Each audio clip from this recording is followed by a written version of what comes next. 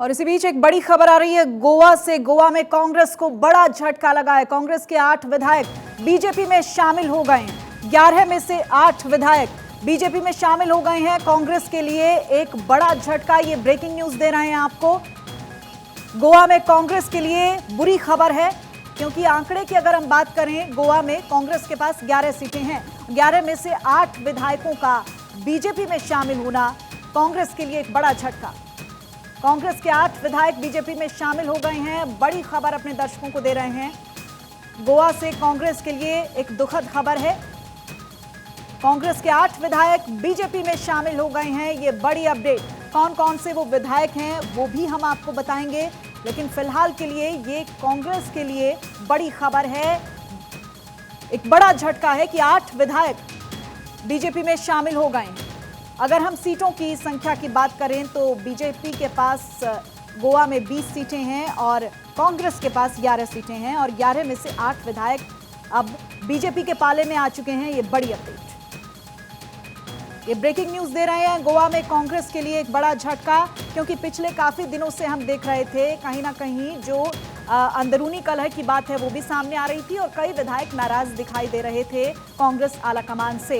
कई ऐसे विधायक इसमें शामिल हैं, 2 ऐसे विधायकों का नाम भी शामिल हैं जिन पर कांग्रेस की तरफ से भी कार्रवाई की गई थी। शुभम पांडे मेरे सहयोगी ज्यादा जानकारी दे रहे हैं इस खबर पर। शुभम, कांग्रेस के लिए एक बड़ा झटका, 11 में से 8 विधायक बीजेपी का दामन थाम चुके हैं।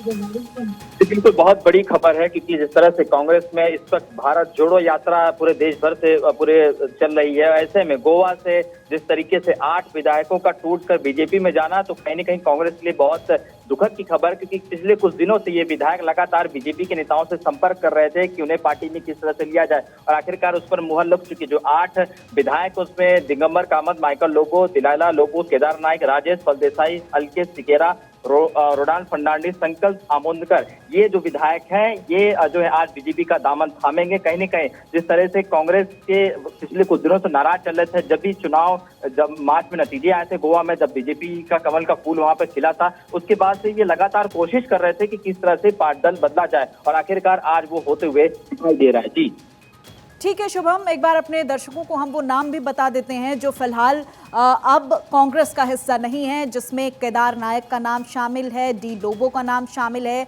दिगंबर कामत, राजेश फलदेसाई भी इसमें शामिल हैं, अलेक्स सिकेरा शामिल हैं, और साथ ही अपने दर्शकों को हम बता दें रोडाल्फ फर्नांडिस भी अब बीजेपी में शामिल हो गए हैं। शुभम मेरे सहयोगी मेरे साथ बने हुए हैं। शुभम, इसमें से 2 नाम ऐसे हैं जो कहीं ना कहीं पहले भी जिन पर कांग्रेस की तरफ से कार्रवाई की गई थी कि वो पार्टी विरोधी गतिविधियों में शामिल हैं, और कहीं ना कहीं वही नाराजगी अब कांग्रेस से निकलने का एक कारण बनी।